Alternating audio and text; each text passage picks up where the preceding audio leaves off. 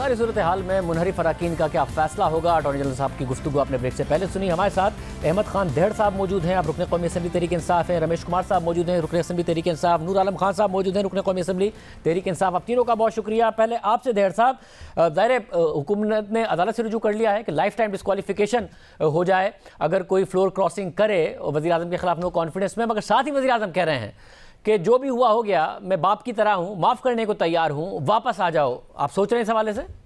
असल में वज़ीर आज़म साहब जो है ना, इन हालात को समझ नहीं रहे। देखें, इस वक्त 1.5 से 2 साल की हुकूमत अभी बाकी है। ये उन लोगों के बारे में ज़रूर वज़ीर आज़म साहब बात कर सकते हैं जो आखिरी टाइम पे छोड़ के फिर दूसरी पार्टी में चले जाएं। 5 साल वो अपनी हुकूमत में फ़ायदे लें। यहाँ 1.5 साल की हुकूमत पड़ी है, 1.5 साल में कितने फ़ंड्स आने हैं, और खान साहब ने खुद कहा है कि हम आखिरी साल में सबसे ज़्यादा फ़ंड्स देंगे। तो ये तो हुकूमत छोड़ के जा रहे हैं। इस वक्त ये लोग अपोजिशन में जा रहे हैं, हुकूमत छोड़ के जा रहे हैं, जिनके ऊपर ये पैसों के इल्ज़ाम लगा रहे हैं। मेरा सवाल ये है कि 1 साल पहले, 6 महीने पहले इन्होंने वो 7 MPAs जो नून लीग के तोड़े हैं, तो वो वज़ीर आज़म साहब से हम सवाल करते हैं उन्होंने कितने पैसे दिए हैं। मकसद ये है कि क्या ये सारा कुछ पैसों के साथ ही होता है? बात ये है कि पहली बात तो ये है कि मैं तो ना सिंध हाउस गया हूँ, ना मैं किसी अपोजिशन वाले से मिला हूँ, और मैं तो अब 3 साल से इनको से शिकायत कर रहा हूँ कि मेरे मसाइल हैं वो हल करें।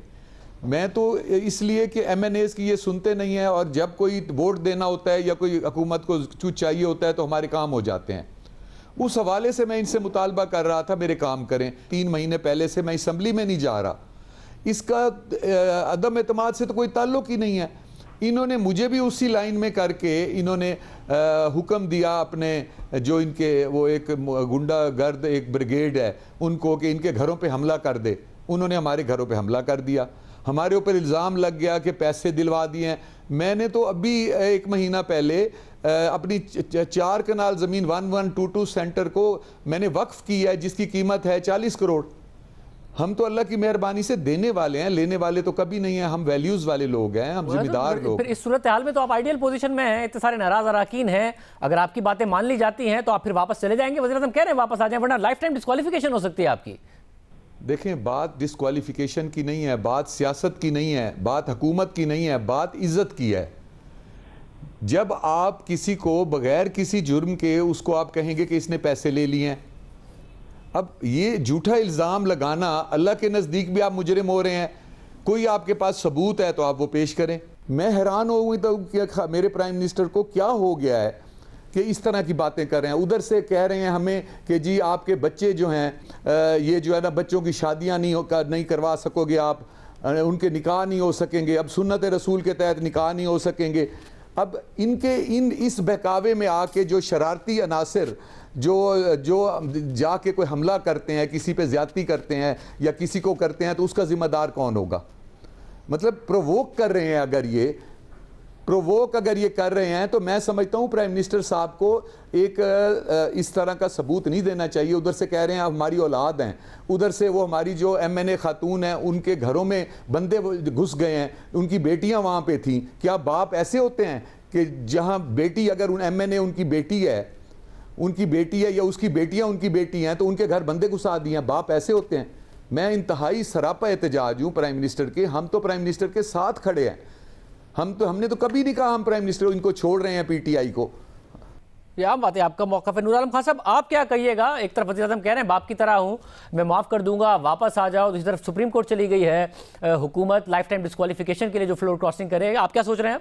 बात यह है भी हम PTI के MNA हैं, लेकिन वापस कहाँ पे जाएं, क्या लोगों के कदमों में जाएं, वो हम नहीं चाहते। हाँ, दूसरी बात यह है कि वालिद का, मेरा तो एक ही वालिद, अपने बाप एक ही बाप होता है और वो है।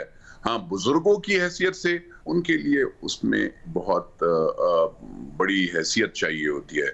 उसमें लोग झूठ नहीं बोलते, किसी पे गलत तोहमत नहीं लगाते, किसी के साथ बदतमीजी नहीं करते। यहाँ पे तो माँ बहन बेटियों की गालियां और वो होती हैं। जहाँ तक कहा जाता है कि किसी की बेटी की शादी नहीं होगी, बेटे की शादी हो। भाई, ये हम लोग सियासी लोग हैं, हम कोई दुश्मनियां नहीं कर रहे हैं। जो माँ बहन की और बेटियों की गालियां दी हैं और उसके बाद आप ये सोचते हैं, मैं हैरान हूं कि ये किस मुंह से वो कर रहे हैं। मैं कोर्ट में केस करूंगा क्योंकि ये जो बेइज्जतियां हुई हैं, इन्होंने जो इल्जाम लगाया है लोगों ने गलत पैसों का, ये हमें सबूत देंगे।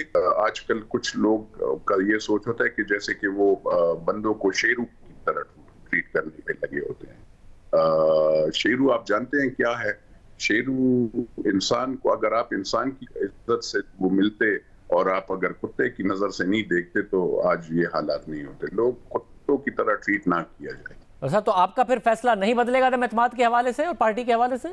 तो ये है ना जी कि जब हम पार्लियामेंट में जाएंगे इंशाल्लाह उस वक्त फैसला होगा। जो हमने अपील की थी कि चीफ जस्टिस साहब यहाँ पे लोगों को रोकने की कोशिश, तो उनके हम शुक्रगुजार हैं सारे पार्लियामेंटेरियंस को। उन्होंने अपने रिमार्क्स में आज दिया है कि किसी भी पार्लियामेंटेरियन को नहीं रोका जाएगा, और इवन जाते हुए भी और वापस आते हुए भी। और दूसरी बात यह है कि वहां पे कोई भी हजूम नहीं होगा। तो ये बड़ी बात है।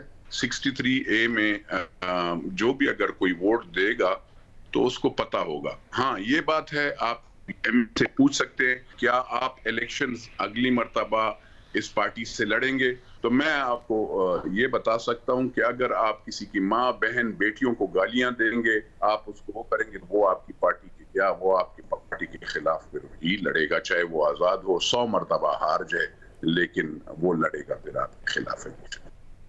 रमेश कुमार साहब, वजीर आजम ने जितनी भी तनकीद की उसके बाद एक दरवाज़ा खोला है। एक तरफ अदालत दायर में चली गई है ज़ाहिर हुकूमत, जिसकी वजह से लाइफ टाइम डिस्क्वालिफिकेशन की तलवार लटक सकती है, मगर दूसरी तरफ वो कह रहे हैं मैं बाप की तरह हूँ, वापस आ जाओ, माफ़ कर दूंगा, जो हो गया सो हो गया। आप सोच रहे हैं वापस जाने का? मेरे लिए सबसे पहले पाकिस्तान है। मैं समझता हूं कि पाकिस्तान को अगर बेहतरीन डायरेक्शन के अंदर लेके जाना है तो पाकिस्तान के अंदर एक स्टेबिलिटी चाहिए। अब इनस्टेबिलिटी नहीं चल सकती। कल मैंने आपको परसों आपके प्रोग्राम में 33 मेंबर बताए थे, आज 35 मेंबर, मतलब 2 मेंबर और बढ़ गए। 35 मेंबर जो है इस वक्त अपने ग्रीवेंसेस शो कर रहे हैं पार्टी के साथ कि ये हमारे ग्रीवेंसेस हैं। अब उन ग्रीवेंसेस के ऊपर ये नोटिस भी दे देते हैं, मतलब अपने बागियों की लिस्ट में भी डाल देते हैं। भाई ग्रीवेंसेस है तो आप उनसे ग्रीवेंसेस सुने।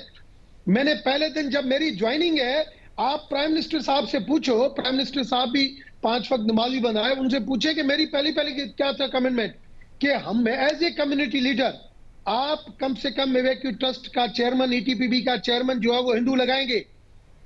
मुझे कहा कि आप, मैंने कहा मैं MNA हूं, मैं नहीं लग सकता, आप उसको लगाएं। मगर आज तक क्यों नहीं लगा? फोर्स्ड कन्वर्जन क्यों नहीं रुकी? क्यों बिल उसके? आज भी सुप्रीम कोर्ट की जजमेंट 19 जून 2014 की जजमेंट, मुझे सुप्रीम कोर्ट का सहारा लेना पड़ता है उसकी इंप्लीमेंटेशन के लिए। ये सारी बातें मेरी हुई थी, मगर एक काम माइनॉरिटी के लिए नहीं हुआ। आपने कहा कि 33 से 35 हो गए हैं। अब जबकि ये सारे इकदाम हुए हैं, वज़ीर आज़म ने तकरीर भी की, साथ में सुप्रीम कोर्ट भी गई है, उसके बाद नहीं ऐसे बहुत सारे लोग जो ये सोच रहे हो कि लाइफ टाइम डिस्क्वालिफिकेशन से भी बचा जाए, हुकूमत से भी बार्गेन कर लिया जाए, अपने मुतालबात मनवा लिए जाए और वापस जाया जाए, बजाय इसके कि अदम एतमाद में साथ दिया जाए? शाहजेब साहब, मेरे हिसाब से कोई बंदा नहीं जाएगा।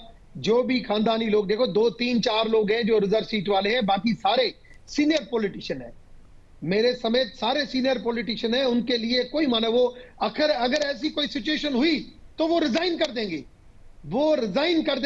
रेजिग्नेशन की तरफ जाएंगे, दोबारा इलेक्शन में जीत कर आ जाएंगे।